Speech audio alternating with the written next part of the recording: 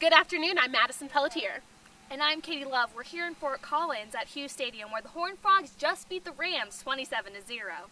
That's right, and the shutout by the Horned Frogs was their first shutout under head coach Gary Patterson. The last one came in 2000 against Navy, and Gary Patterson was just defensive coordinator then, so this is their first one in 10 years.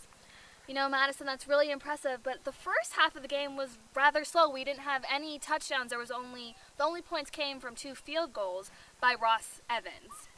That's right, that first half was really slow for both teams, and so I think that there had to have been some pep talk by Patterson during halftime to get the Frogs' momentum up, because they came out during the third quarter and scored a touchdown on their first drive, so they really must have had a powerful talk during halftime.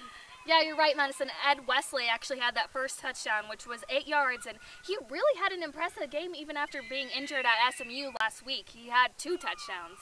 That's right. He had a concussion last week against SMU, and so he really came out after that injury, and he was able to really show a powerful offense for the Frogs. You know, Coach Patterson, after the game at the press conference, mentioned it's very difficult to play an away game where the crowd isn't covered in purple, and definitely here at Fort Collins, there wasn't that much purple, even at the tailgate before. So when TCU scored, it wasn't that loud in the stands, and that was really hard to get the team motivated. Yeah, and also, Katie, Patterson said that the team, they didn't play their best today, but they managed to come out with a win. And the only real game this season that the Frogs gave it their all was against Baylor. And so we'll see what happens later on in the season in the Frogs' performance.